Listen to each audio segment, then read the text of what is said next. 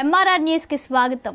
సరైన ఇంటికి సరైన సిమెంట్ ఎంతో ముఖ్యం. విచక్షణతో ఆలోచించండి. రైట్ సిమెంట్ ని ఎంచుకోండి. KCP cement, building the nation since 1958. KCP cement, the right choice.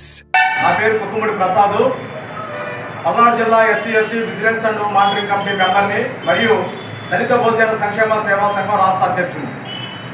ఈరోజు మాచెల్ల పట్టణంలో బీసీ నవ చైతన్య వేదిక సంఘ కార్యాలయం నందు ప్రజా సంఘాల ఆధ్వర్యంలో ఈ దేశం మొట్టమొదటి దళిత ముఖ్యమంత్రి మరియు ఆంధ్రప్రదేశ్ రాష్ట్రం రెండవ ముఖ్యమంత్రిగా పనిచేసినటువంటి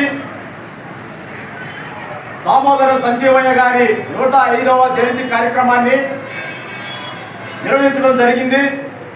మొట్టమొదటిగా ఆయన యొక్క చిత్రపటానికి పూలమాలలతో ఘనంగా నివాళులర్పించడం జరిగింది.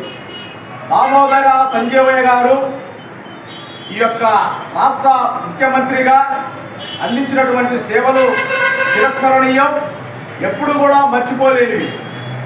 ఆయన 1921వ తారీఖు ఫిబ్రవరి 14వ తారీఖున ఆంధ్రప్రదేశ్ రాష్ట్రం కర్నూలు జిల్లా పెద్దపాడు అనే గ్రామంలో దళిత కుటుంబంలో జన్మించడం జరిగింది.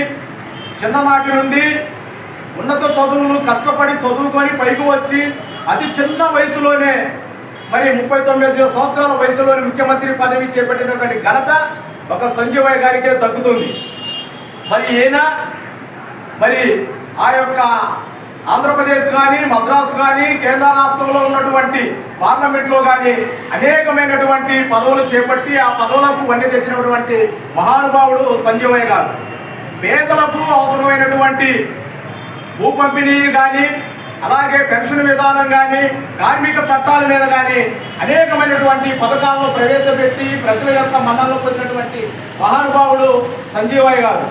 అటువంటి మహనీయుల యొక్క ఆశయాలు ఏవైతే ఉన్నాయో ఇప్పుడు ఉన్నటువంటి ప్రతి ఒక్క రాజకీయ నాయకులు కూడా మరి స్ఫూర్తిగా తీసుకోవాలని ఈ సందర్భంగా నేను తెలియజేస్తూ, ఎందుకంటే ఆయన ముఖ్యమంత్రిగా చేసిన తర్వాత ఆయన ఆస్తి ఏందంటే ఒక ట్రంకు పెట్టా, ఒక పూరి గుడిసె, ఆయన సంపాదించుకున్నది ఏమీ లేదు.